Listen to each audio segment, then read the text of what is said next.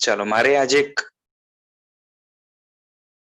વાર્તા કહેવાની છે, સ્ટોરી. આમ તો 3 વાર્તા આવશે.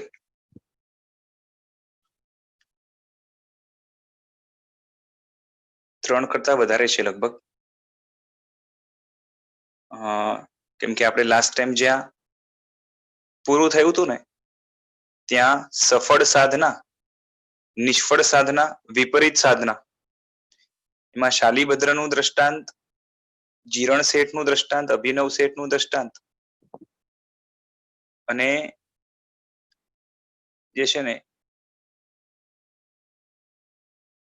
મમ્મણ શેઠનું દ્રષ્ટાંત, એટલે આટલા દ્રષ્ટાંત આપણે જોશું એટલે થોડો આપણને ખ્યાલ આવે કે સફળ સાધના કેને કહેવાય, નિષ્ફળ સાધના કેને કહેવાય અને વિપરીત સાધના કેને કહેવાય. મનની અંદર થતા જે ભાવો છે એના આધારે જ સાધનાની સફળતા કે નિષ્ફળતા એ ડિસાઈડ થાય છે. તો મનની અંદર થતા ભાવો એ આપણે એક વાર્તા કે સ્ટોરીના આધારે આપણે કમ્પેર કરવાનો આજે પ્રયત્ન કરીએ. પહેલા તો શાલીભદ્રની વાર્તા લગભગ લોકોએ સાંભળી પણ હશે અને જેણે નહીં સાંભળી હોય એ લોકો માટે નવી હશે અને સાંભળી હશે એ લોકો માટે એક રિવિઝન થશે. વાત એવી આવે છે, એક શેઠ હતા, 7 માળની એની હવેલી હતી અને એ શેઠ પોતે જૈન સંઘમાં આગેવાન તરીકે હતા. ઘર એનું સમૃદ્ધ હતું, પૈસે ટેકે અત્યંત સુખી હતા, ધનાઢ્ય કુટુંબ હતું, પત્ની પુત્ર તરફથી સારું માન એવું હતું, ઘરમાં પણ ધાક કે રોબ સારો હતો અને સંઘની અંદર પણ સારા કાર્યો એવા કરતા હતા. આમ છતાં પણ તેનામાં તે શેઠમાં એક કંજૂસી નામનો દોષ હતો. એટલે સહેલાઈથી ઉદારતા આવે નહીં, પૈસા છૂટે નહીં, બહુ મુશ્કેલથી કંઈક થોડું ઘણું જે છે ને સંઘની અંદર અર્પણ કરે વગેરે. અને આવા કંજૂસીના દોષના કારણે ઘણું બધું સારું કરતા હોવા છતાં પણ લોકોની નજરમાં આવી જતા કે આટલો મોટો શેઠ છે અને જૈન ધર્મ જાણે છે છતાં પણ જે છે ને કંજૂસી ઘણી કરે છે અને પોતે પાછે જાણે છે કે શ્રાવકના કર્તવ્યોની અંદર સાધર્મિક વાત્સલ્ય વગેરે એ કર્તવ્યો મુખ્ય છે. આમ છતાં પણ શક્તિ હોવા છતાં સંઘ સ્વામી વાત્સલ્ય વગેરે ક્યારેય કરતા નથી એ શેઠ. બન્યું એવું કે એ શેઠના દીકરાઓની પત્નીઓ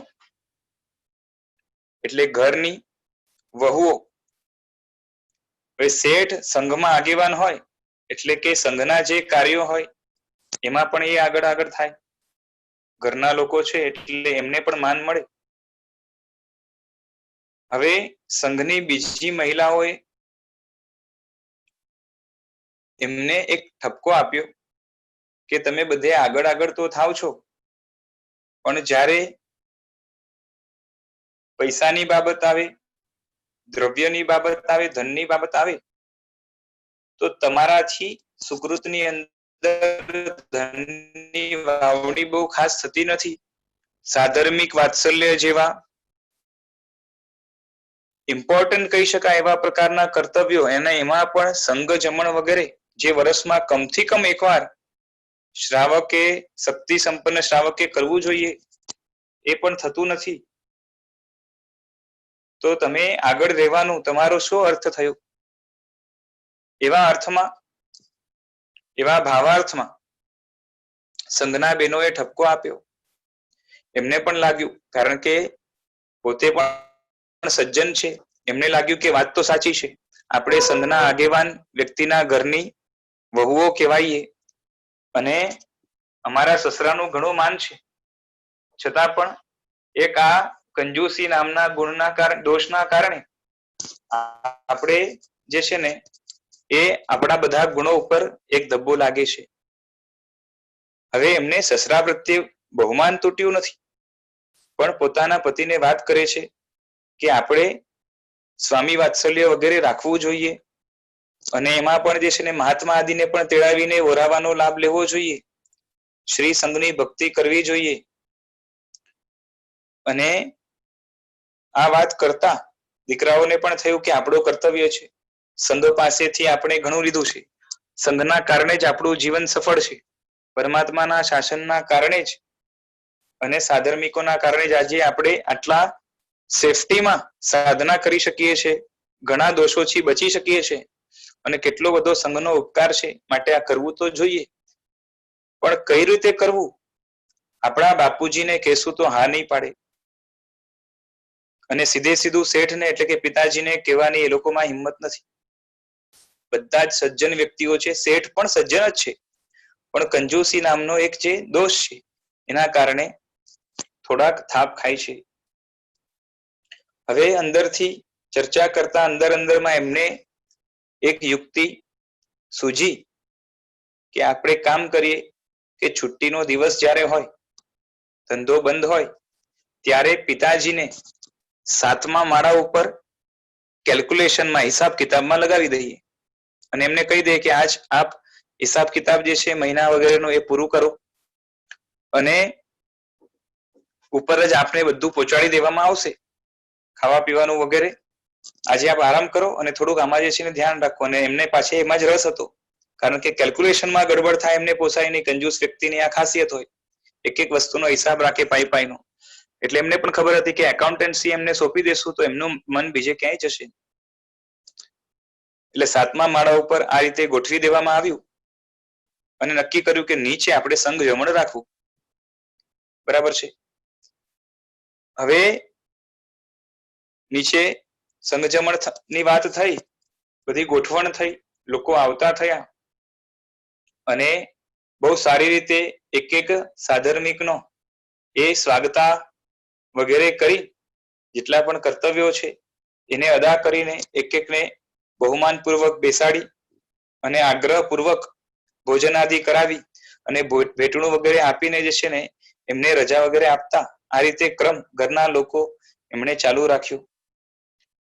હવે કેમ કે સાધર્મિકને પીરસવાનું હોય ત્યારે નોકરના કોઈ પીરસે, ઘરના લોકો એમાં આગળ હોય અને એમાં પણ જે છે ને આગ્રહ કરીને એક એકને સારામાં સારી વાનગીઓ એ ખવડાવે પીવડાવે.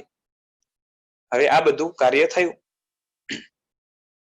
અને એમાં ઘરના સભ્યો મહાત્માને લેવા માટે ઉપાશ્રયે ગયા હતા. મહાત્માને પણ વિનંતી કરે ગુરુ ભગવંતોને કે આજ અમારે અહીંયા સંઘ સ્વામી વાત્સલ્ય રાખ્યું છે અને આપ અમને પણ જે છે ને લાભ આપો, જેથી કરીને ચતુર્વિધ સંઘનો અમને ભક્તિનો લાભ મળે, એના માટે લેવા માટે ગયેલા. એટલે ગુરુ ભગવંતને લઈને આવતા હતા, એમના દીકરા વગેરે, ઘરના બીજા પણ સભ્યો. હવે શેઠ ઉપર 7મા માળે બેઠા છે, પોતાના કાર્યની અંદર બિઝી હતા, મશગુલ હતા કાર્યની અંદર. આમ તો શું થાય કે વસ્તુ થોડીક લાંબી ચાલે એટલે થોડોક કંટાળો આવે એટલે થોડાક ઉભા થયા, જરાક આટો માર્યો અને ત્યાં ઝરૂખામાં એટલે કે ખિડકી પાસે પહોંચ્યા. એમને લાગ્યું કે ઘણા બધા લોકો સારા સારા કપડા વગેરેની અંદર આવી જઈ રહ્યા છે અને આવે છે અમારા ઘર તરફ. જોકે આ એરિયામાં બીજા પણ ઘરો છે, પણ બધા લગભગ અહીંથી આવતા જતા વધારે લાગે છે. નીચે નજર કરી કે આપણા મહેલમાં નીચે આવે જાય છે, શું હશે? ધ્યાન કરી બરાબર તો ખ્યાલ આવ્યો કે તમામ છે જૈનો, અને જૈનો સારા સારા કપડા પહેરી વગેરેને આવે. જતા વખતે એમના હાથમાં ભેટણું વગેરે છે. એ તો એમને આમ તો ચાલાક હતા એટલે સમજી ગયા કે નીચે આ રીતે સ્વામી વાત્સલ્યનું આયોજન કરવામાં આવ્યું છે. અરે એમને થયું કે આટલું મોટું આયોજન કર્યું હોય, બરાબર છે, અને મારા દીકરા મને કહે નહીં, આવું શા માટે કર્યું હશે? પાછા યોગ્ય હતા, થોડોક પેલું થઈ જાય, પણ એમને થયું પાછા યોગ્ય હતા એટલે થયું કે હા, મારામાં કંજુસાઈ નામનો દોષ રહેલો છે. મારી કૃપણતાના કારણે અમારા દીકરાએ છુપાવીને સારું પણ કાર્ય કરવું પડે છે, એ મારા માટે કલંક કહેવાય. મારી કંજુસાઈને ધિક્કારો. એટલે પોતાના દોષ ઉપર એમને ધિક્કાર આવ્યો, બરાબર છે. એટલે શું થયું? મનની વાત ચાલે છે, મનમાં ભાવ બદલાયા.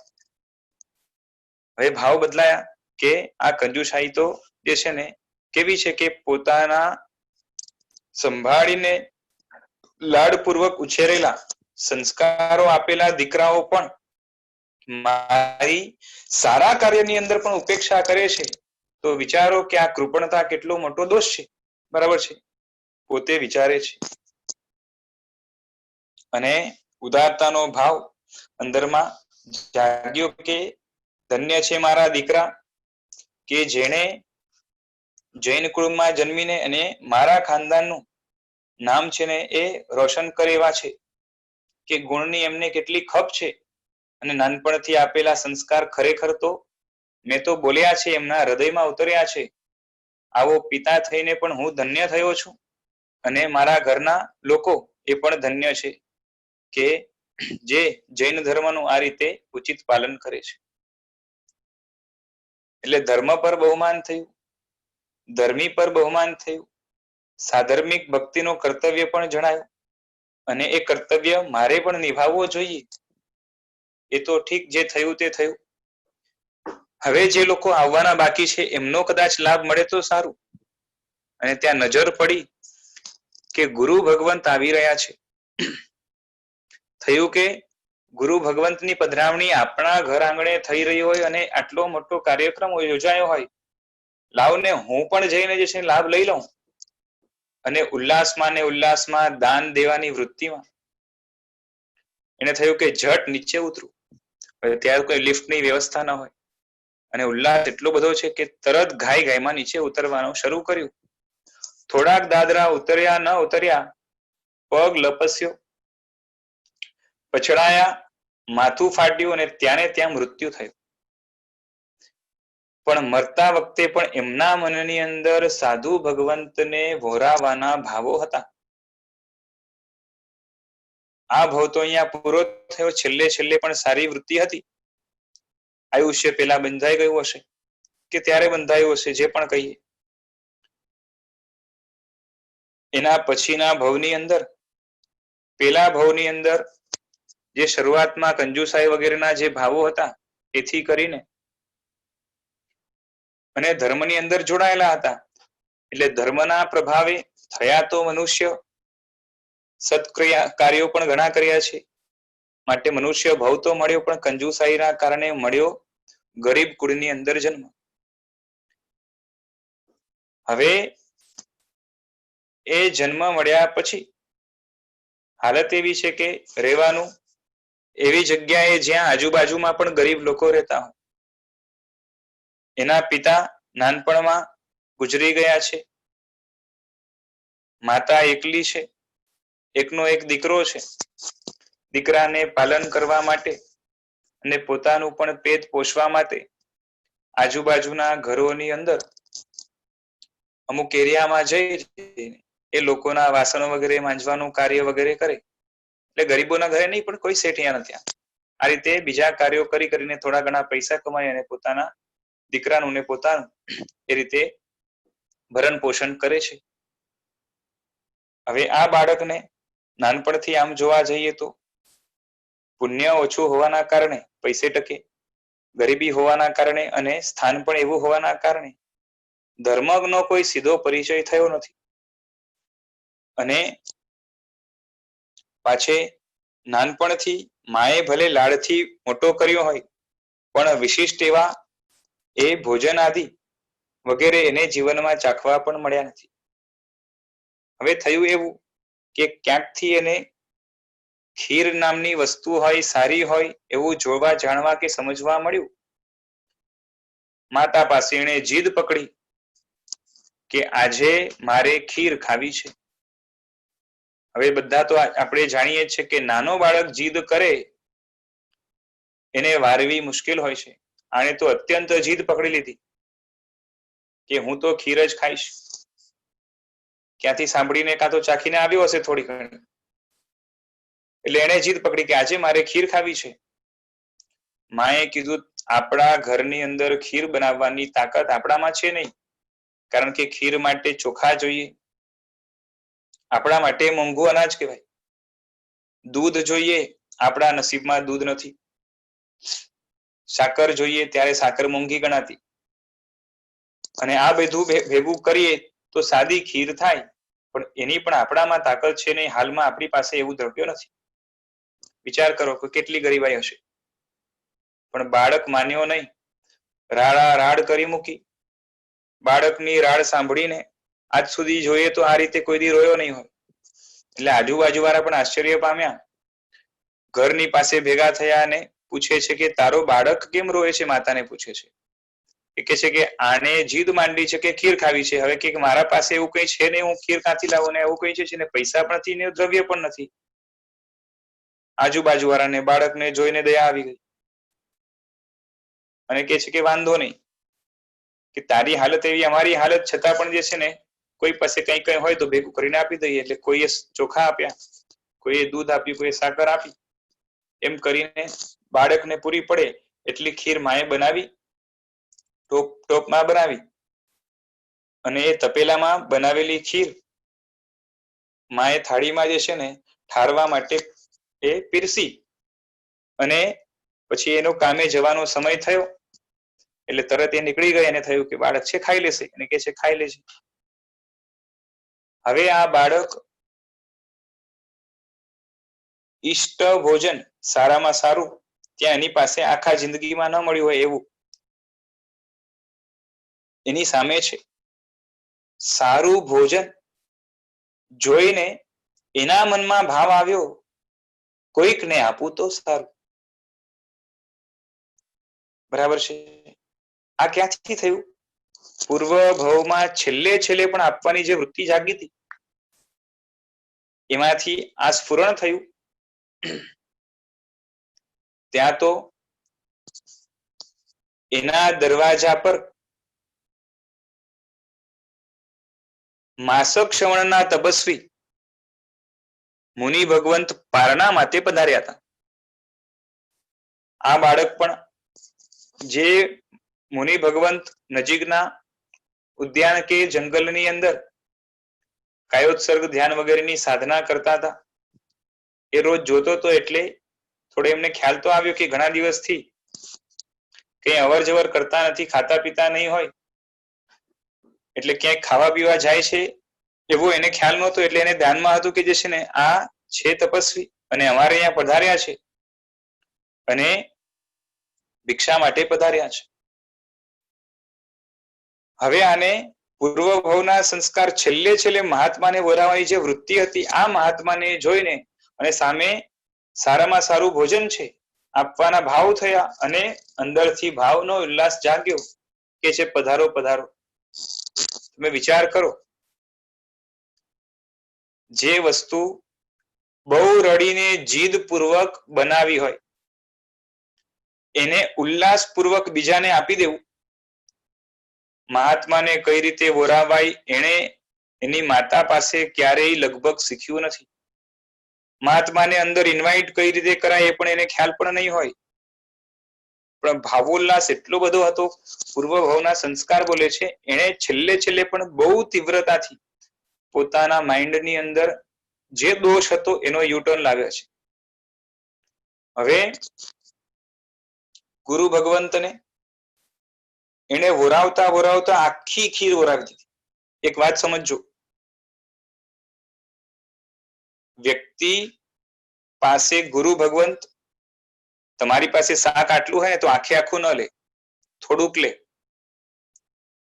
પણ આનો તો ભાવ જ એટલો હતો અને ભાવ વધતા હતા, અને ભાવ જેમ વધે ને એટલે જ્ઞાની ગુરુ ભગવાનને ખ્યાલ આવે કે આના ભાવોની જો વૃદ્ધિ થઈ છે તો એને દેતા સમયે અટકાવવું નહીં. એટલે એને તો આખે આખું જે છે ને થાળીનું વાળી દીધું અને વાળતા વાળતા પછી અટકાવ્યું નહીં, કારણ કે એના પરિણામની ધારા વધતી હતી. અંદરથી આનંદ છે ને એનો વધતો હતો, એ સ્પષ્ટ એના એ ચહેરા પરથી દેખાતો. હવે આમ કરીને ગુરુ ભગવંત ત્યાંથી ગયા પછી એના મનોની અંદર આનંદ એટલો બધો છે કે મને બહુ સરસ લાભ મળ્યો. બોલો, ઉદારતાના કે આપવાના સંસ્કાર પાછળના ભાવમાં જે છેલ્લે છેલ્લે પણ એ તોડી શક્યા ને, એમાં એની યોગ્યતા કારણ છે. વિચારના માધ્યમથી સારા જ્ઞાનને પેલા એને મેળવ્યું હતું, એને હવે ઇમ્પ્લાય છેલ્લે છેલ્લે કરી શક્યા હતા પોતાના જીવનમાં, વિચારોમાં અને માન્યતાઓમાં. અને અંદર ઘર કરી ગયેલી કૃપણતા એટલે કે કંજુસાઈના સંસ્કારોને એને સાફ કર્યા હતા અને ઉદારતાના સંસ્કાર છેલ્લે છેલ્લે નિર્માણ કર્યા હતા. એના પ્રભાવથી દાન અપાઈ ગયું. અને એક વાત સમજી રાખો કે જે વસ્તુ સારી કરી હોય, સારી કરવા પછી એની જેમ જેમ અનુમોદના થાય, અંદરમાં પ્રશંસા થાય, અંદરમાં ભાવોલ્લાસ જેમ જેમ વધે, એના ગુણાકાર થાય. બાંધેલું આટલું પણ પુણ્ય, બરાબર છે, અનુમોદના દ્વારા, પ્રશંસા દ્વારા એ રાઈ જેટલું પણ પુણ્ય મેરુ જેટલું બની જતું હોય છે. આ નાનો બાળક, એનામાં હજી સમજણ જેવી જોઈએ આત્માની શુદ્ધિની, સારા ભાવોની, ધર્મક્રિયાની, એ હમણાં કઈ નથી. આમ છતાં પણ પૂર્વભવના અમુક સંસ્કારના કારણે આ જાગૃત થયું અને એના પ્રભાવથી અંદરમાં ઉલ્લાસ વધતો ગયો. હવે આપવાનું કાર્ય પૂરું થયું અને પાછે ભાવે છે શું? ખીર ભાવે છે. એટલે મહાત્મા ગયા પછી થાળીમાં રહેલી ખીર ચાટે છે. વિચાર કરો, કઈ બચ્યું નથી, થોડું ઘણું બચ્યું છે, ચાટે છે, ત્યારે એના મોઢા ઉપર બહુ આનંદ છે.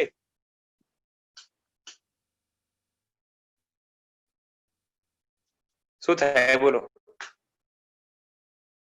મેળવેલું કઈ રીતે મેળવેલું છે? જીદ કરીને, રડી રડીને મેળવેલું છે. એ પણ પોતાના ઘરનું નથી, બીજાએ આપ્યું છે, માંડ માંડ મળ્યું છે. એ બધું જ આપ્યા પછી થોડુંક મળ્યું, એમાં એને સંતોષ છે અને આપ્યાનો આનંદ વધારે છે. ખાધાનો આનંદ છે, ગમે છે, ભાવે છે, એના કરતા પણ આપવાનો આનંદ ઘણો વધારે ત્યાં છે. મોઢા ઉપર ચમક જોઈએ. પાછી જયારે માં આવી, એને લાગ્યું કે આ ખીર ખાઈને કેટલો ખુશ થયો છે. લાવને ટોપલીમાં રાખેલી તપેલી હતી ને, એમાં રાખેલી થોડીક પણ ખીર જે બચી છે એ પણ એને આપી દો. બરાબર છે? માં પણ હોશિયાર છે કે એક સાથે આપીશ ને અને બધું ખાઈ જશે ને તો હજમ નહીં થાય. કેમ કે ખુશી ખુશીમાં જયારે વધારે ખવાઈ જાય, કાં તો વધારે ગમમાં વધારે ખવાઈ જાય તો જે છે ને શું થાય છે? ગડબડ થાય છે. એટલે માં પણ સમજદાર છે, આહારના નિયમોને થોડી ઘણી પણ જે છે ને વ્યવસ્થિત જાણે છે અને માટે રાખી મૂકી હતી ને એને આપી. હવે શું થયું ખબર છે? આ જયારે ખીર બચેલી જે છે ને, હવે બાળકને એને ખીર ખાઈ લીધી. ખીર તો ભાવતી એટલે ખાઈ લીધી અને મન છે ને એ પેલા મહાત્માને જે વોરાવ્યું ને એમાં જ ભમે છે એનું કે કેટલું સારું થયું. એટલે આપણે નિયમ છે અહીંયા, આમ પણ આયુર્વેદમાં નિયમ શું છે? અત્યંત આનંદ જ્યારે હોય, કાં તો અત્યંત શોક કે દુઃખનું વાતાવરણ હોય, ત્યારે ખાવું નહીં તો હજમ થતું નથી. આ બાળકને પણ એમ જ થયું. અત્યંત આનંદ છે અંદરમાં, ખાવાનું ભોજન એ અજીર્ણ થયું, પચ્યું નહીં, અંદરમાં ઝેર થયું અને લગભગ એ જ રાતે, સાંજે કે રાતે એ બાળક મરી ગયું. બરાબર છે? પણ મરતા પણ અંદરમાં આનંદ પેલો વધારે હતો. મરીને ભગવાન મહાવીર જે નગરીની અંદર ઘણા બધા જેમના ચોમાસા થયા હતા એવા રાજગૃહી નગરી જેના રાજા શ્રેણિક મહારાજા એટલે બિંબિસાર છે, એ નગરીના જે રાજા છે એ એટલે શ્રેણિક રાજાના રાજ્યમાં એટલે કે રાજગૃહી નગરીમાં એક શેઠના દીકરા તરીકે એનો જન્મ થયો. ગોભદ્ર શેઠ એનો દીકરો થયો. આનું નામ પડ્યું શાલીભદ્ર અને માતાનું નામ હતું ભદ્રા. ભદ્રા શેઠાણી, ગોભદ્ર શેઠ, એનો દીકરો શાલીભદ્ર. નાનપણથી જ આ શાલીભદ્ર એટલો કોમળ શરીર વાળો, આમ છતાં પણ જે છે ને ઘણો બધો વૈભવ. લાસ્ટ ટુ લાસ્ટ ભાવમાં 7 માળની હવેલી હતી, અહીંયા પણ એટલી જ મોટી હવેલી. બન્યું એવું કે નાનપણમાં એના પિતાજી ગોભદ્ર શેઠ એ કાળ કરી ગયા. કાળ કર્યા પછી એટલે કે મરણ પામ્યા, એના પછી દેવલોકમાં દેવ થયા. પૂર્વ ભાવના સ્નેહથી ઘરના લોકોને દેવલોકમાંથી 99 પેટી મોકલાવે છે. પેટી બોક્સ રોજની 99. આ બધી પેટીઓમાં રોજની યુઝ કરવાની સામગ્રી એ પણ પછી દેવલોકમાંથી મોકલે. એટલે હોય કેવી, કોઈકમાં ઘરેણા હોય, કોઈકમાં જે છે ને બીજા અલંકારો, કોઈકમાં કપડા, કોઈકમાં કંઈક. એટલે જે એકવાર વાપર્યું જિંદગીમાં ફરીથી વાપરવાની નોબત ન આવે એવા પ્રકારના જે છે ને ભોગો મળે છે. આ શાલીભદ્ર કહેવાય છે કે જન્મ્યો ને 7મા માળા ઉપર, એના પછી ફરી એને એ ધીરે ધીરે મોટો થયો વગેરે બધી જ ફેસિલિટી 7મા માળા ઉપર. એટલે વિચાર કરો 7મો માળો કેટલો મોટો હશે, કેટલો મોટો મહેલ હશે. અત્યંત નાજુક શરીર કહેવાય છે કે એના માટે બેડ સજાવ્યો હોય ને એ તો કોમળ હોય જ. બેડ ઉપર સમજો ગુલાબની પાંખડીઓ પાથરી દીધી, એ પણ નાજુક વાળી.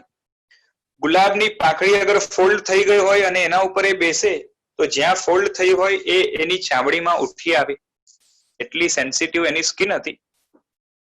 કહેવાય છે કે એની હથેળીમાં પણ રૂવાટી એટલે વાળ હતા.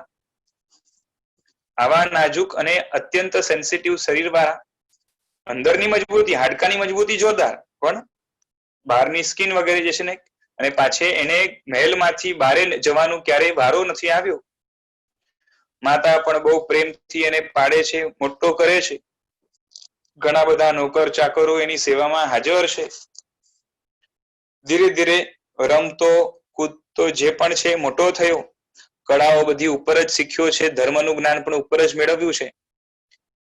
મહેલમાંથી 7મા માળાથી ક્યારે ઉતરવાનો વારો નથી આવ્યો. બરાબર છે, આમ તો મગજમાં ના બેસે પણ હશે કદાચ જે પણ આવી. પણ એટલું ખરું કે જે છે ને ઘણી સાહેબીની અંદર, ઘણા એશો આરામની અંદર મોટો થયો. હવે લગ્ન થયા 32 પત્ની સાથે, અને 32 એવી કે એને સ્વામીનાથ સ્વામીનાથ કરીને બોલાવે, અને એ જે કે એનો પડતો બોલ ઝીલી લે.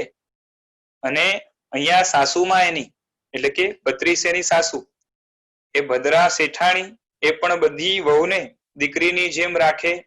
ઘરનું વાતાવરણ જાણે સ્વર્ગ જ હોય ને એવા પ્રકારનું લાગે. અને આવામાં આ શાલીભદ્ર ધીરે ધીરે મોટો થયો. લગ્ન થયા 32 પત્ની સાથે. લગ્ન થવા પછી બધા એને જે છે ને એટલું સાચવે છે, બધી પત્નીઓ પણ એટલું ધ્યાન રાખે છે, બધા સાથે ભોગો ભોગવે છે, બધી રીતે જે છે ને સમૃદ્ધ છે. એકવાર એ નગરના રાજા એટલે શ્રેણિક રાજા, એને ત્યાં વિદેશથી રત્ન કંબલ વેચવા માટે વ્યાપારી આવ્યો છે. વ્યાપારી સૌથી પહેલા રાજા પાસે ગયો કે મારી વસ્તુ રાજા ખરીદે તો મારે બીજે ક્યાંય જવું નહીં. એ રત્ન કંબલોની એને જે કિંમત કહી, રાજા કે મારા કોષમાં, મારા પાસે આને ખરીદવા માટે જે છે ને પૈસા નથી, કારણ કે પર્સનલ એક્સપેન્ડિચરમાં જાય, અને કે મારી પાસે આટલી સંપત્તિ નથી. હવે પેલો જે હતો વેપારી, એને થયું કે રાજા જો સમર્થ નથી તો આ રત્ન કંબલ બીજા તો કોણ ખરીદે?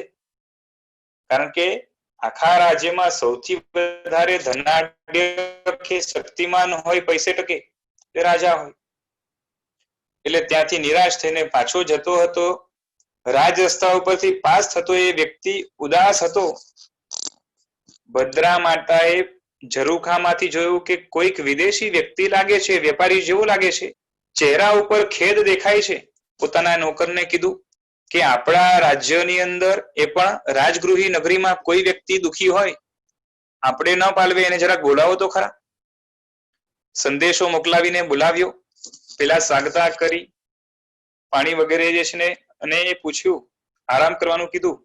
અને પછી કહે છે કે આપને અહીંયા ક્યારે જોયા નથી, વિદેશી લાગો છો, પરદેશી લાગો છો, સજ્જન લાગો છો, શું વાત છે? આપના મોઢા ઉપર ખિન્નતા કે ખેદ કેમ દેખાય છે?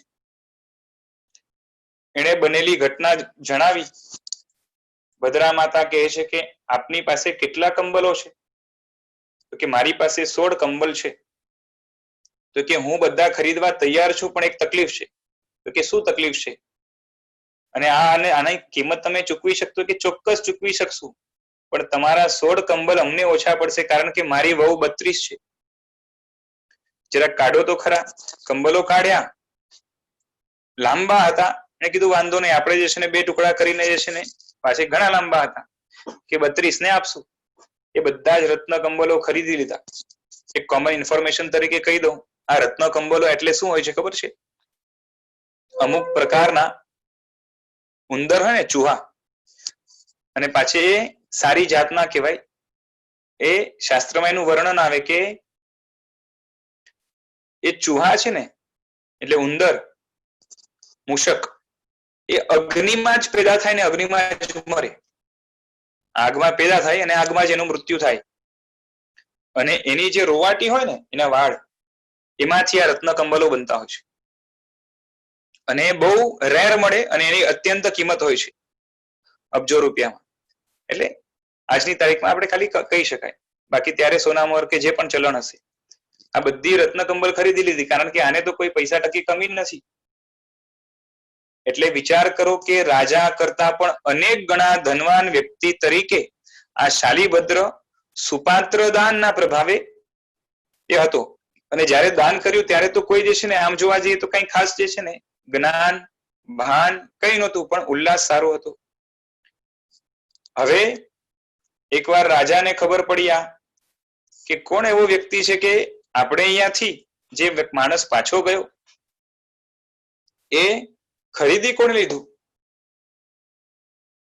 હવે રાજાને થયું કે આપણા કરતા પણ ધનવાન કોઈ વ્યક્તિ હોય, અને પછી વખાણ સાંભળ્યા હતા, શાલીભદ્ર આમ છે તેમ છે, તો કે મારે એને જોવો છે, બોલાવો એને. ભદ્રા માતાએ કીધું કે મારો દીકરો તમારે ત્યાં આવી શકશે એમ નહીં, આવી શકે એમ નથી. બરાબર છે? મારો દીકરો તમારે ત્યાં આવી શકે એમ નથી, કારણ કે 7મા માળેથી ક્યારે નીચે ઉતર્યો નથી, અત્યંત નાજુક છે. અને રસ્તામાં આવશે તો સૂરજની જે છે ને, ગરમી વગેરેના કારણે અને હવામાનના કારણે જે છે ને, એ તો બિચારો કરમાઈ જાય એવું થઈ જશે. બરાબર છે? એને સાચવ્યો છે એવો છે. રાજાને થયું કે કઈ વાંધો નહીં. પેલા તો આશ્ચર્ય થયું, એમને થયું વાંધો નહીં, ચલો આપણે જઈએ. અને રાજા આવ્યો. બરાબર છે? હવે રાજાએ કીધું, નીચે આવ્યો એટલે સ્વાગતા કરી, આપ અમારે ત્યાં પધાર્યા, શું વાત છે? એટલે શ્રેણિક મહારાજા ત્યાં પધાર્યા. એમણે કીધું કે શાલીભદ્રને નીચે બોલાવો, હવે તો હું મળી શકું નહીં. તો કે ભાઈ એ અહીં સુધી નીચે આવે એવી પણ એની જે છે ને દશા નથી. બરાબર છે? અત્યંત નાજુક છે. પછી એમણે કઈ કીધું કે વાંધો નહીં, આપણે થોડુંક શાલીભદ્રને નીચે ઉતારીએ. બરાબર છે? એ 7 માળા આ ઉતરે, અને અહીંથી શ્રેણિક મહારાજને કીધું આપ 7 માળા જો ઉપર પધારતા હોવ તો એ રીતે કરીએ. અને વચ્ચે એ ગોઠવવાનું થયું. 7 માળા નહીં, આપણે 4 માળા. 4 માળા આ ઉપર ચડે, આ 4 માળા નીચે ઉતરે, એટલે 4થે માળે મળવાનું. 4થે માળે મળ્યા. શ્રેણિકે પોતાના દીકરાની જેમ શાલીભદ્રને બોલાવી અને પોતાના ખોડામાં બેસાડ્યા. હવે મણિમાણેક થી જડિત એમના કપડા હોય, વસ્ત્રો, એના ઉપર શાલીભદ્ર બેઠા. તો એમને ખૂંચવા લાગ્યું કે મારાથી અહીંયા વધારે બેસાશે નહીં. બરાબર છે, કેવું નાજુક શરીર હશે. મળીને ખુશ તો થયા ને જોઈને જે છે ને ધન્ય ભાગ્ય બન્યા. આ વાત થઈ, આ પ્રસંગ ગયો. ક્ષણિકમાં પણ થયું કે જે છે ને આટલા પુણ્યશાળી વ્યક્તિઓ આપણા રાજ્યની અંદર રહે છે અને એમણે ત્યાંથી વિદાય લીધી. આગળ જઈને બનાવો ઘણા થયા છે. એમાં શાલીભદ્રને, હા, આ જયારે ક્ષણિક મહારાજ જયારે આવ્યા ને ત્યારે કોઈએ શાલીભદ્રને સમાચાર આપ્યા કે આપણા નગરના રાજા આવ્યા છે. બરાબર છે. હવે એને કોઈ દી રાજાને જોયા નથી અને એનાથી કઈ કામ પણ પડ્યું નથી. એને ઇન્ટ્રોડક્શન તરીકે કહેવામાં આવ્યું કે આપણા નાથ પધાર્યા છે. તો કે આપણા માથે પણ કોઈ છે? કારણ કે આજ સુધી તો એકદમ છૂટમાં જીવ્યા છે. ક્ષણિક મહારાજા તો વિદાય લીધી કે મારા માથે કોઈ રહે એવું મને જોઈએ નહીં. જ્યાં કોઈ મારા માથે ન હોય, હું જ સુપ્રીમ હોય એવું મને જોઈએ. બરાબર છે. ધર્મ ભણ્યા છે. વિચાર કરતા વિચાર આવ્યો કે ભગવાન મહાવીર પાસે જઈને દીક્ષા લઈને જો સાધના કરું તો જે છે ને હું આ ચક્કરમાંથી છૂટીને જે છે ને મોક્ષમાં જઈશ, તો હું પોતે પરમાત્મા બની જઈશ. પછી મારા માથે કોઈ નહીં હોય. એટલે ટેમ્પરરી જો નાથને સ્વીકારવાનું આવે તો પરમાત્માને જ કેમ ના સ્વીકારું? આવા મનુષ્યોની માથે રાખવીને શું કામ છે મારે? એટલે એ ગયા ભગવાન પાસે દીક્ષા લેવા. એની પહેલા નક્કી કર્યું કે ધીરે ધીરે કરીને બધી પત્નીઓને છોડવી, એટલે કે એમની સાથેનો સંપર્ક ત્યાગ કરી. અચાનકથી રાગ તૂટે એમ નથી. એક એક રોજની પત્નીઓને એ ત્યાગ કરે છે. એમાં એકવાર એવું થયું કે આ શાલીભદ્રની બેન એ બીજા શેઠ ધન્યકુમાર એની સાથે, એટલે એ છે ને ધન્યકુમાર એની સાથે પરણી હતી. એ ધન્ય શેઠ છે. એ ધન્ય શેઠને એની 8 પત્નીઓ છે ને નવડાવતી હતી. આનું શરીર પણ ઘણું છે સેન્સિટિવ છે. નવડાવતી વખતે પાછળ રહેલી પત્નીનો જે છે ને એને ખબર પડી કે મારો ભાઈ રોજની એક એક પત્નીનો ત્યાગ કરે છે અને દીક્ષા લેવાનો છે. ધર્મ અંદરમાં વસેલું છે છતાં પણ એને થાય છે કે આવા નાજુક શરીર વાળો શાલીભદ્ર દીક્ષા લઈને દીક્ષા પાડશે કઈ રીતે? મનમાંથી આવા વિચારના કારણે આંખમાંથી આંસુ આવ્યા. આંસુ ધન્ય શેઠના, ધન્યકુમારના એ શેઠના શરીર પર પડ્યો. શરીર નાજુક છે, સેન્સિટિવ છે. એટલે એમને ખ્યાલ આવ્યો કે અહીંયા કંઈક ગરમ લાગે છે. ઉપર કરીને જોઈ છે તો આની આંખમાં આંસુ છે કે તને મારા તરફથી કઈ દુઃખ થયું છે? તો કે ના, આપની પત્ની થઈ ત્યાં એ તો મારું સૌભાગ્ય છે. અહીંયા મને કોઈ દુઃખ નથી, પરંતુ મારો ભાઈ એ દીક્ષા લેવા તૈયાર થયો છે એની મને ચિંતા છે. તો કે શું થયું? તો કે રોજની એક એક પત્નીનો ત્યાગ કરે છે ને પછી દીક્ષા લેવાનો છે. તો કે લેવાનો જ છે દીક્ષા, તો એક એક પત્નીનો ત્યાગ શું કરે છે? જો એ શૂર હોય, વીર હોય તો જે છે ને બધાનો એક સાથે ત્યાગ કરે. જવાનું જ છે તો એક એક નું શું છોડવાનું? તો પોતાના પતિને કે છે પત્ની કે કેવું સહેલું છે, કરવું અઘરું છે. તો કે શું વાત કરે છે? એવું કઈ નથી કે આજથી હમણાંથી જ તમને 8 મેં છોડ્યા. એમ કરીને આ ધન્યકુમાર નીકળી ગયો અને ત્યાં શાલીભદ્રના મહેલ પર બારે આવીને કહે છે કે એક એક પત્નીને શું છોડે છે? છોડવું હોય ને તો બધાને એક સાથે છોડજો. હું છોડીને આવ્યો છું, મારી સાથે ચાલ દીક્ષા લઈએ. શાલીભદ્ર પણ જે છે ને એનામાં પણ એ પાવર આવ્યો. એ પણ સાથે, બંને સાથે જઈને ભગવાન મહાવીર પાસે દીક્ષા લીધી અને અત્યંત કષ્ટમય જીવન સામેથી સ્વીકારી મોક્ષની અભિલાષા પૂર્વક આરાધના અસ્ખલિતપણે ચાલુ રાખીને અંતે વૈભારગીરી પર્વત ઉપર જઈને અનશન કરીને સર્વાર્થ સિદ્ધ દેવલોકમાં દેવ થયા. સૌથી ટોપ મોસ્ટ કહેવાય. બરાબર છે. એટલે કે સ્વર્ગમાં ગયા અને ત્યાંથી મરી, એટલે કે ત્યાંથી આયુષ્ય પૂરું કરી અને એ બંને હમણાં તો દેવલોકમાં છે, ત્યાંથી આયુષ્ય પૂરું કરી અને છેલ્લા એક ભવની અંદર સાધના થોડીક જે બાકી છે એમની એ પૂરી કરીને મોક્ષમાં જશે.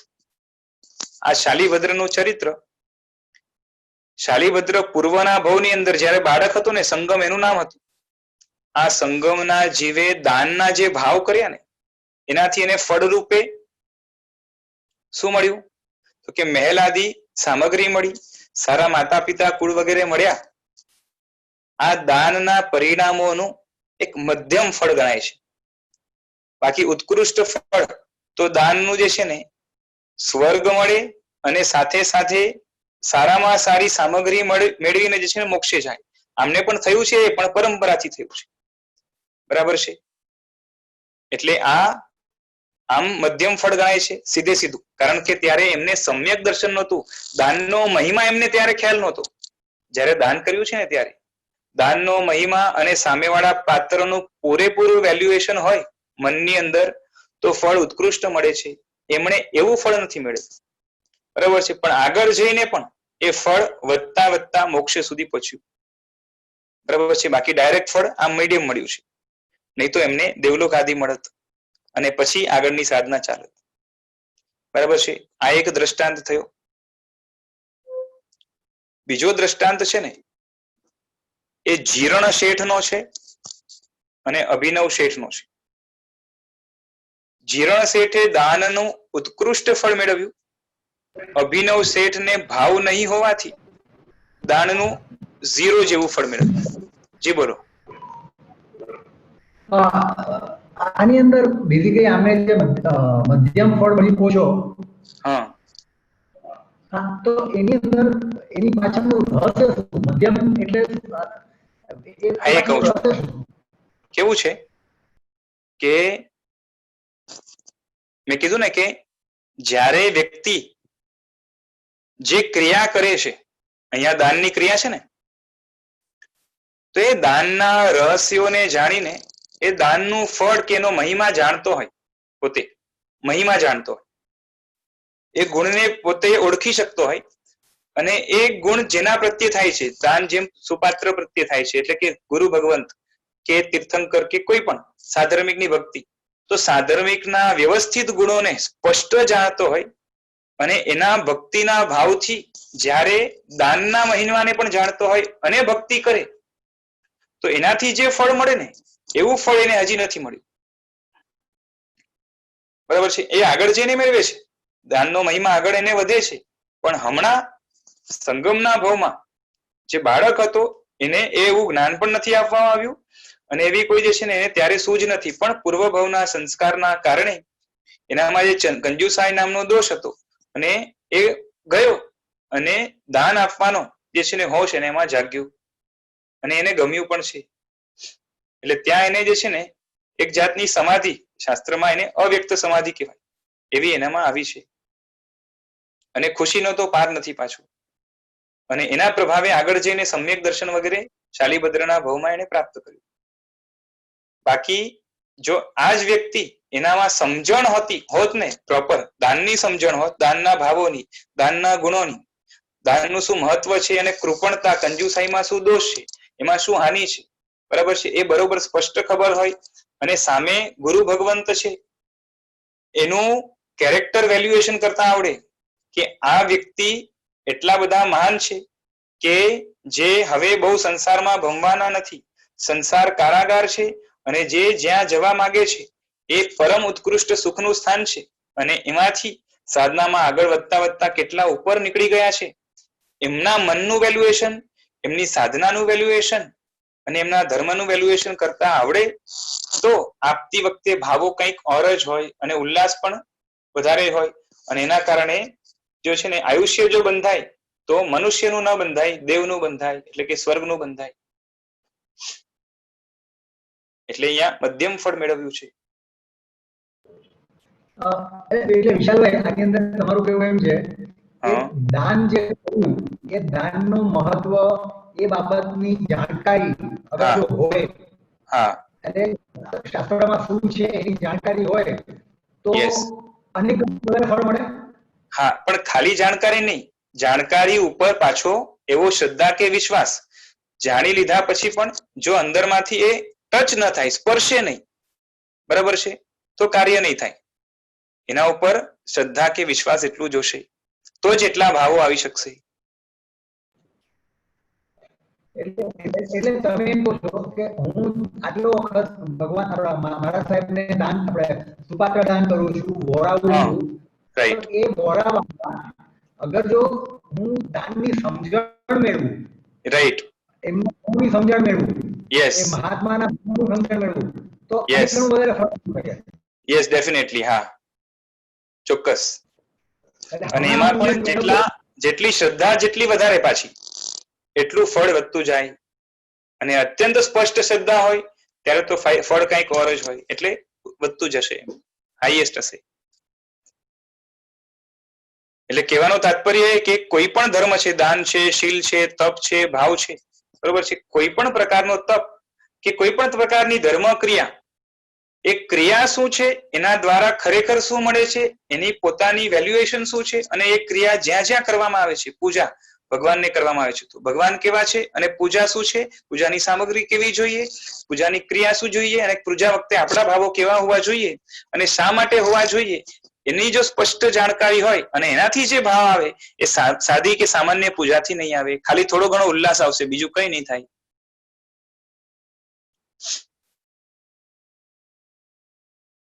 કેમ કે જેટલી હા બોલો બોલો.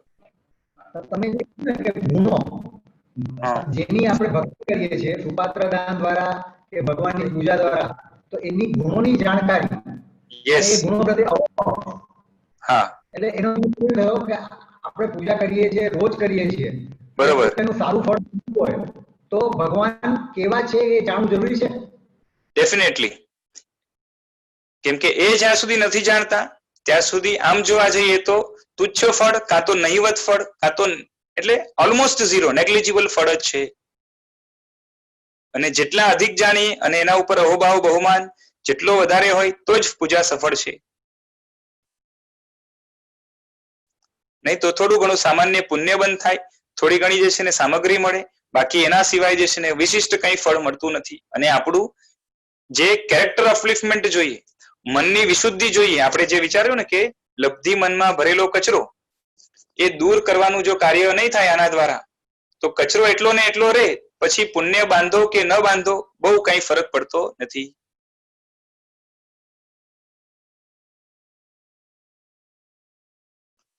બરાબર છે?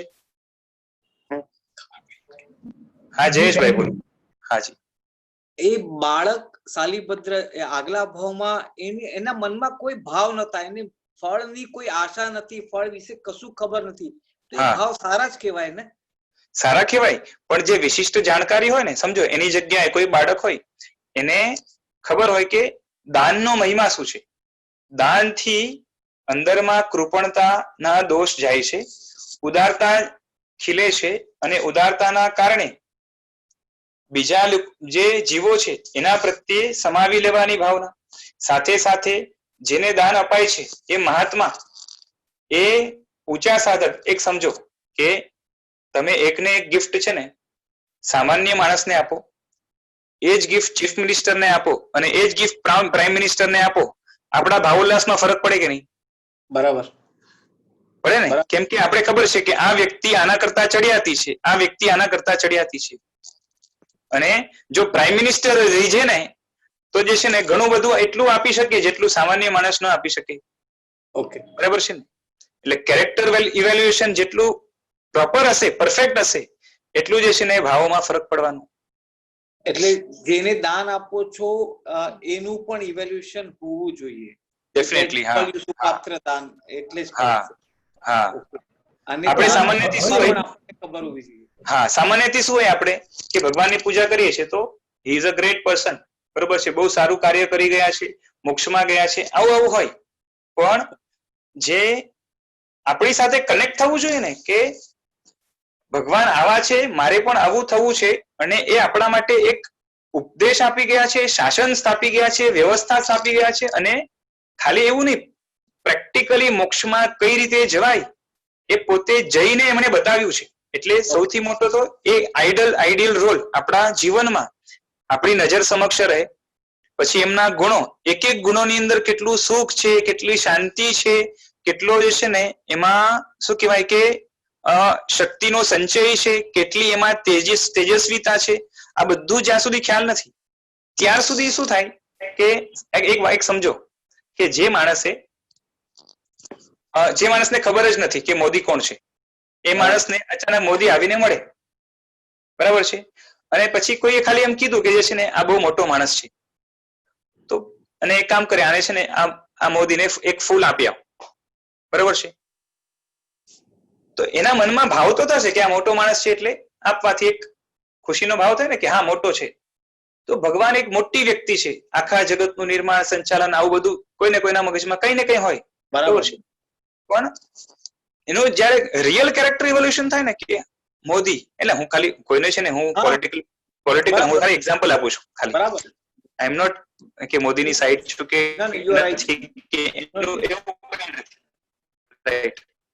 આ તો ખાલી કે એને ખબર હોય કે આ વ્યક્તિ આટલા કાર્યો કર્યા છે, આટલો માન છે, આમ છે, બરોબર છે, આટલો નીડર છે, આમ કરે છે, અને આખા દેશનું સંચાલન કરે છે, આ 125 કરોડ થી વધારે 130 કરોડની આસપાસ જનતાને સાચવી રાખવું અને વધારે એમાં પ્રગતિ થાય એવા ભાવો રાખીને એના માટે કાર્યરત થવું અને દિવસના આટલું સમય કાર્ય કરવું, એમાં ભૂલ પણ થાય, ન પણ થાય, બધું થાય, પણ એ જ કે એ જયારે માણસને ખબર હોય ને અને પછી જયારે એ મળે ને તો ભાવો કઈક અલગ જ હોય. બરાબર, પાકું, થેન્ક યુ. તો આમાં પણ એવું છે થોડું કાર્ય થાય છે, પણ આપણે એમ કહીએ માનવ સેવા એ જ પ્રભુ સેવા, કે આપણે સેવા કરવી જોઈએ, રાઈટ, એની સાથે આ બહુ ફરક થાય છે લાગે છે. એની સાથે આ વિષય એને કનેક્ટ થાય છે. હા, એ તો હવે શું છે કે થોડુંક આપણે દાનની સ્પષ્ટતા કરશું ત્યારે જે છે ને, કેમ કે કેવું છે, સેવા છે ને, સેવા is service, we are serving, okay, તો સર્વિસ કોને હોય, જે આપણાથી ઊંચો હોય એની સર્વિસ હોય. જેમ આપણે પણ પૈસા જોઈએ છે તો શેઠની સર્વિસ કરીએ છીએ, રાઈટ, તો સેવામાં વ્યક્તિ આપણા કરતા ઊંચો હોવો જોઈએ. અને જ્યારે ધર્મની કાં તો વેલ્યુઝની વાત આવે અને ત્યારે જ્યારે શબ્દ આપણે સેવા વાપરીએ, દાન, કોઈને દાન આપીને સેવા કરવી, તો સેવા ક્યારે શબ્દ વપરાય? સેવા શબ્દ ક્યારે વપરાય? જ્યારે એ આપણા કરતા ગુણોમાં, મોરલ્સમાં ઊંચો હોય. એટલે હવે તમે કહો કે માનવ સેવા, તો માનવ તો એક જનરલ એન્ટિટી થઈ ગઈ, બરોબર છે, તો બધા માનવો કઈ આપણાથી ઊંચા હોય એવું નથી. હા, એ છે કે માનવ પ્રત્યે દયા, બરોબર છે, એ શબ્દ બરોબર છે, માનવ પ્રત્યે અનુકંપા, એ શબ્દ બરોબર છે, પણ માનવ સેવા ના હોય, બરાબર છે, કારણ કે માનવ તો આમ પણ જોવા જઈએ તો ગુણિયલ મનુષ્યો અને ખરા ગુણિયલ મનુષ્યો, બરોબર છે, જો નોર્મલ ગુણો તો બધામાં થોડા ઘણા રહેવાના, પણ જે આધ્યાત્મિક ગુણો છે, જેને જીવનમાં સ્પિરિચ્યુઅલ ડેવલપમેન્ટ કરવું છે, ખરું ડેવલપમેન્ટ ફ્રોમ વિધિન, એવા પ્રકારના ગુણોવાળા મનુષ્યો જો મળે તો ત્યાં સેવાની વાત આવે. જેમ સ્પિરિચ્યુઅલ ડેવલપમેન્ટની દ્રષ્ટિએ, આત્મિક શક્તિઓના વિકાસની દ્રષ્ટિએ જોઈએ તો ભગવાન ટોપ લેવલ પર છે, તો ભગવાનની સેવા આવશે.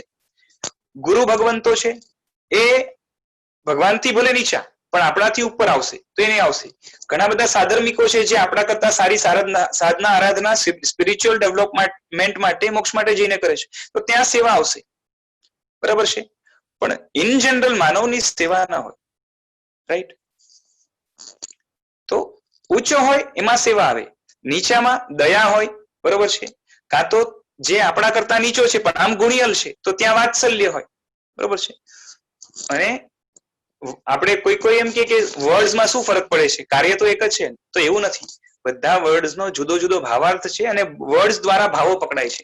તો કઈ જગ્યાએ કેવા ભાવો કરવા, સીધી જગ્યાએ ઊંધા ભાવ કરી, ઊંધી જગ્યાએ સીધા ભાવ કરી, એવું ના ચાલે. એનું કારણ છે, દાખલા તરીકે જે છે ને, પિતા છે, બરોબર, એ પુત્રની સેવા કરે કે વાત્સલ્ય કરે? હેલો, પિતાનો પુત્ર ઉપર સેવાનો ભાવ હોય કે વાત્સલ્યનો ભાવ હોય? વાત્સલ્યનો હોય. અને પુત્રનો પિતા પ્રત્યે સેવાનો ભાવ હોય, બરોબર છે ને? કેમ કે આપણે વ્યવહારમાં એક એજની દ્રષ્ટિએ, ઉપકારની દ્રષ્ટિએ, વડીલની દ્રષ્ટિએ બરોબર છે. એ જ રીતે અધ્યાત્મના લેવલમાં, ધર્મના લેવલમાં, ધર્મની ભૂમિકામાં ગુણોની દ્રષ્ટિએ, બરોબર છે, અને ગુણમાં પણ પર્યાયની દ્રષ્ટિએ આવે છે. તો આ રીતે જયારે છે પર્યાય એટલે શું કહેવાય, એજ, ગુણની એજ, કે કોઈ 10 વર્ષથી ધર્મ કરે છે, કોઈ 50 વર્ષથી ધર્મમાં આગળ છે, બરોબર છે, તે 50 વર્ષ વાળો ગુણની દ્રષ્ટિએ પ્લસ એજની દ્રષ્ટિએ, એ ગુણમય એજની દ્રષ્ટિએ મોટો કરાશે. એટલે ત્યાં પહેલા નમસ્કાર, વંદન, સેવા વગેરે થાય. અને બીજો છે, જો અહીંયા ઇન્ફિરિયરિટી સુપિરિયરિટી ના ભેદભાવ નથી, પણ વ્યવહાર કરવા માટે આ નિયમો લાગુ પડે. કેમ કે આપણે એક અનુમાન કરીએ છીએ કે આટલા જ સમયથી ધર્મ કરે છે એટલે સ્પિરિચ્યુઅલ અપલિફમેન્ટ એનું વધારે હશે, માટે ત્યાં વધારે અહોભાવ થાય. એટલે પહેલા નમસ્કાર ત્યાં થાય. કોઈ 30 વર્ષથી કરે છે તો એને બીજા નમસ્કાર કરશું આપણે, બરોબર છે, પણ અંદરમાં અહોભાવ તો છે જ. અને જેટલા ગુણ વધારે એટલો અંદરમાંથી બહુમાન ભાવ, અહોભાવ અને શું કહેવાય કે એ ઇજ્જત એ વધારે રહેવાની, રિસ્પેક્ટ વધારે રહેવાની, બરોબર. આ વ્યવહાર છે. અને ઘણા કોઈ છે ને વ્યવહારની અંદર ભેદભાવ કે, તો એવો ભેદભાવ ન કહેવાય એને. આ તો મનમાં જે ભાવ છે એને અભિવ્યક્ત કરવાનો એક તરીકો છે.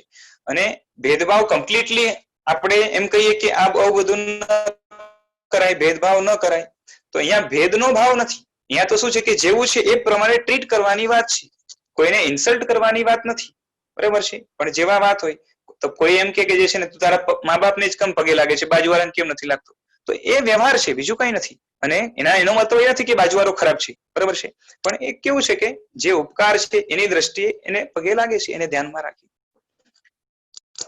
તો આ રીતે રહેવાનું. એટલે વ્યવહારમાં જે છે ને આ રીતે ડિફરન્સીસ રહેવાના, પણ એનો મતલબ એ નથી કે આપણે જે છે ને કોઈને તુચ્છ કહીએ છીએ કે કોઈને આમ છે કે તેમ છે કે અંદરમાં દ્વેષ છે, એવું નથી, બરાબર છે. આજે શું થાય છે કે વ્યવહારને દ્વેષની સાથે કનેક્ટ કરીને જે છે ને આ ભેદભાવના એમાં ખતવી દેવામાં આવે છે. એટલે એવું નથી હોતું. ઓકે, ઇક્વાલિટીની જે વાત કરી, તો ઇક્વાલિટી તો જે છે ને બધે કરવા જાવ તો કોઈ વ્યવહાર જ નહીં કરી શકો, કાં તો કોઈ વ્યવહાર નહીં કરી શકો, કાં તો બધે જ કરવો પડશે.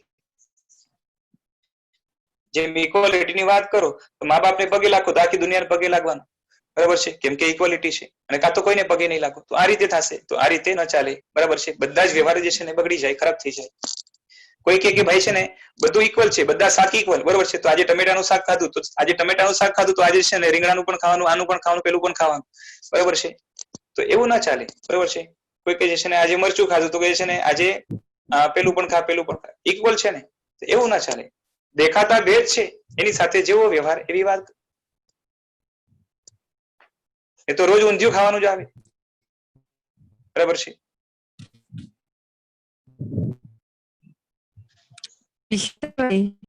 જી બોલો. હલો. હા, તમે દાન સમજાવ્યું તો વિદ્યાનું કેટલું પુણ્ય બંધાય, આપણે કોઈ અવાજ તમારો કટ થાય છે બેન, તમારો કટ થઈને આવે છે. હલો. હા બોલો. હલો, હવે આવે છે? તમે દાનનો સમજાવ્યો, એમાં જો કોઈ વિદ્યા દાન કરે, પૈસાની લેવડ દેવડ વગર, સેલ્ફલેસલી, તો એમાં કેટલું પુણ્ય બંધાય?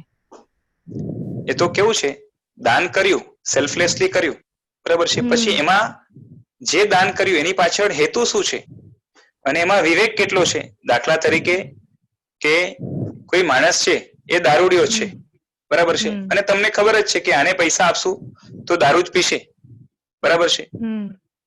તો ત્યાં કે તમારી પોતાની કોઈ એલું છે નહીં, અંદરમાં એના બદલામાં તમને કઈ જોતું નથી, કઈ નથી, બરાબર છે.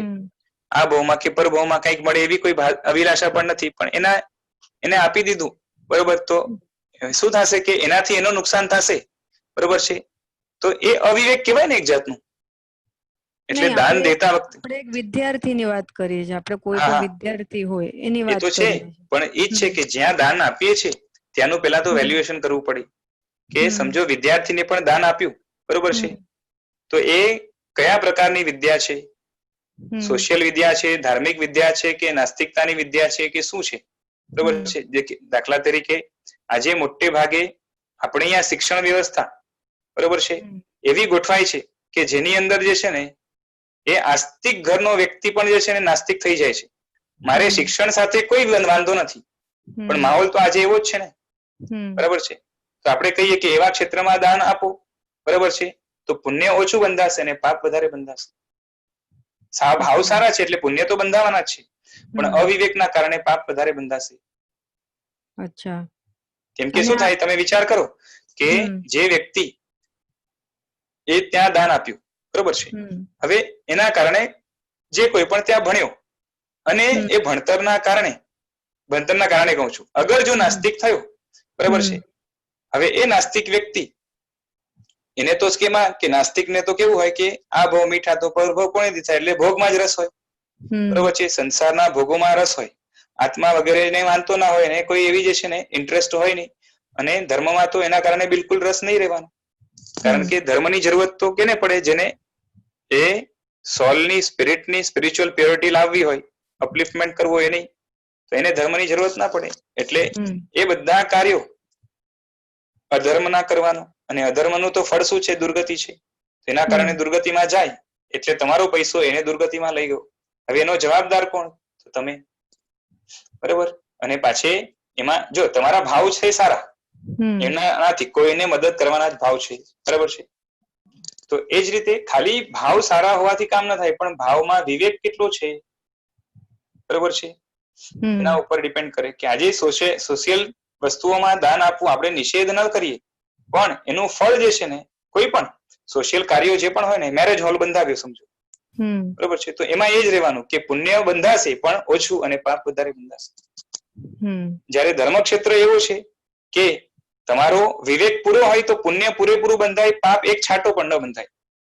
અને જેટલી વિવેકની અહીંયા ખામી હશે, સમજણની ખામી હશે, વિવેકની ખામી હશે, ત્યાં જે છે ને પછી એ હિસાબે કેલ્ક્યુલેશન કરવાના હોય. દાખલા તરીકે સમજો કે કોઈએ છે ને એ કોઈ મહાત્માને, બરોબર છે, સારામાં સારો એવો ફોન લાવીને દીધો, દાન તો કર્યું, બરોબર છે, અને સારા ક્ષેત્રમાં જ કર્યું છે, સુપાત્રમાં જ, ધર્મના ક્ષેત્રમાં કર્યું છે, બરાબર છે, બોલો પુણ્ય બંધાય કે પાપ?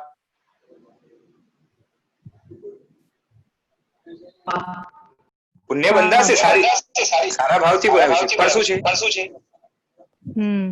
પણ જે છે ને અલ્ટિમેટ રિઝલ્ટ વિચારો તો શું થશે કે એમના કેરેક્ટરનું ડાઉનફોલ થવા માટે આજનું ઇન્ટરનેટ વગેરે કેટલું બધું વલ્નરેબલ છે, બરોબર છે, તો એના કારણે નુકસાન ઘણું છે. એટલે આવી વસ્તુ ત્યાં ન ચાલે. કોણ છે ભાઈ? અચ્છા, અને બીજું જે તમે એક મિનિટ હું છે ને અહીંયાથી માઇક બધાના ઓફ કરી દઉં છું, આપ પાછે ઓન કરી લેજો, કેમ કે ઘણાના ઓન છે ને. હા બોલો.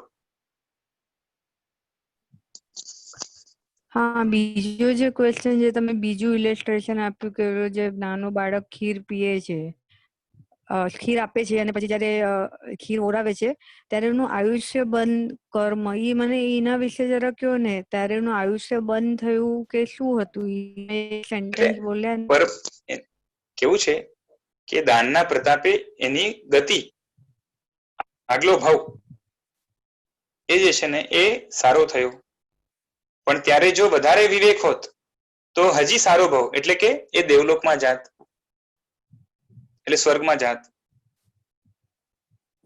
નહીં, જનરલી જે કહે છે ને આયુષ્ય બંધ ક્યારે થાય એ મને એક અચ્છા, એ વસ્તુ એ થોડુંક અલગ ટોપિક છે. ચલો કહી દો એકદમ શોર્ટમાં, આપણે પૂછ્યું છે એટલે, બાકી આનાથી કઈ લેવા દેવા નથી. આમ પણ આપણો સમય થયો છે. કે જનરલ રૂલ મનુષ્યો માટે કેવું છે કે આપણું સમજો 60 વર્ષનું આયુષ્ય હોય તો રૂલ એવું છે કે આગલા ભવનું, નેક્સ્ટ ભવનું આયુષ્ય આ ભવનો 2/3 પાર્ટ કમ્પ્લીટ થાય ત્યારે બંધાય. તો 60 વર્ષનું આયુષ્ય જેનું હોય, લઈને આવ્યો હોય, તો એનું 2/3 ક્યારે પૂરું થાય? 40 યર્સ થાય ત્યારે. એ 40 યર્સ દોઢ જયારે કમ્પ્લીટ થાય ત્યારે એનું આગલા ભવનું આયુષ્ય બંધાય, બરોબર છે. હવે બાય ચાન્સ ત્યારે ન બંધાયું તો બચેલા જે 20 યર્સ છે એનો પાછો 2/3 કમ્પ્લીટ થાય, એક ટાઈમ બંધાય, ત્યારે પણ ન બંધાયું બાય ચાન્સ, બરોબર છે. તો બાકીના જે બચેલા છે એના 2/3 એમ કરતા કરતા લાસ્ટ મોમેન્ટ પર પણ બંધાઈ શકે. અચ્છા, ઓકે, થેન્ક યુ. બરોબર છે. હવે આમાં કેવું છે પાછું કે હવે આપણે વિચારીએ કે જ્યોતિષને બતાવ્યું મારું આયુષ્ય સમજો કે 70-80 વર્ષનું છે, બરોબર છે, એટલે મારે તો હવે 30-40 વર્ષ તો હું પાપ કરું તો વાંધો નહીં ને, કેમ કે આયુષ્ય તો પછી બંધાવાનું છે. બરાબર છે. તો એક વાત એ છે કે કોઈ પણ પાપ ફેલ જાતા નથી, આગળ જેની ઉદયમાં આવશે. ઓકે, મોટે ભાગે. બીજા નંબરની વાત કે હમણાંનું આપણું આયુષ્ય સૌપક્રમિક છે. સૌપક્રમિક એટલે ક્યારે પણ અચાનક થી પૂરી શકે, ખતમ થઈ શકે, એના ઉપર ઉપક્રમ લાગીને. એટલે એનો આયુષ્ય 80 વર્ષનો લાવ્યો હોય ને એ માણસ 8 દિવસમાં પણ મરી શકે, કે 8 વર્ષમાં પણ મરી શકે. આપણું આયુષ્ય કમજોર છે હમણાંનું, બરાબર છે, એને સૌપક્રમિક કહેવાય. તો એવું આયુષ્ય એના ઉપર ઉપક્રમ લાગે, અને ઉપક્રમ એટલે એનું આયુષ્ય ઘટે, એટલે એ માણસની જો એક્સિડન્ટ થઈ ગયું કાં તો બીજું કંઈક થયું તો એ મરી જાય. એટલે હવે મરી જાય એટલે હવે 40 વર્ષ તો પૂરા ન થયા, તો એનું તો હવે લાસ્ટ મોમેન્ટ ત્યારે જ આવી ગયું. એ વખતે જ એનું આયુષ્ય બંધાય. હવે સમજો એક્સિડન્ટમાં મરે અને લાસ્ટ મોમેન્ટ ઉપર તો એની હાલત શું હોય, રાડારાડ કરતો હોય, બરોબર છે. હવે રાડારાડ કરતો હોય એમાં આયુષ્ય બંધાય તો મોટે ભાગે દુર્ગતિના ચાન્સીસ છે. એટલે આપણે તો હર ક્ષણે એ સમજીને કે સાવધાન એ છે ને સાવધાની રાખવી પડે કે આપણા ભાવો બગડે નહીં.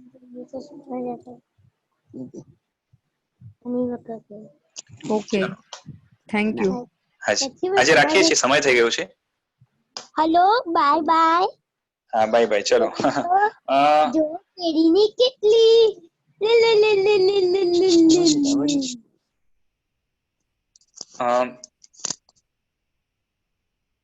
અંતે આપણે ગચ્છાધિપતિ આચાર્ય ભગવાન શ્રીમદ વિજય ભૂષણ સુરેશ્વરજી મહારાજ સાહેબને આ ક્ષણે યાદ કરીએ. આના પછી પણ એક બે દ્રષ્ટાંતો છે, આપણે લગભગ કાલે દ્રષ્ટાંતો પૂરા કરશું. દાનથી અમુક ભાવો ખ્યાલ આવશે આપણે, અને કાલે બધા દ્રષ્ટાંતો જે છે ને ફર્સ્ટ ચેપ્ટરના પહેલા વ્યાખ્યાનના એ જે વધેલા છે એ દ્રષ્ટાંતો આપણે 2 બાકી છે, એ આપણે લઈ લેશું. અને પછી નેક્સ્ટ વીક જે હશે, આવતીકાલે જે છે ને 14 છે, એટલે પ્રતિક્રમણ વાળા લોકો પણ હશે, તો એ લોકો એ છે ને પછી પ્રોબ્લેમ ન થાય એના માટે આપણે કાલનો ટાઈમ 9:30 નો રાખશું, 9:30 થી 10:30. બરાબર છે. આજે રાખીએ છીએ. જેના વિરુદ્ધ કંઈ બોલાયું તો મિચ્છામિ દુક્કડમ. પ્રણામ.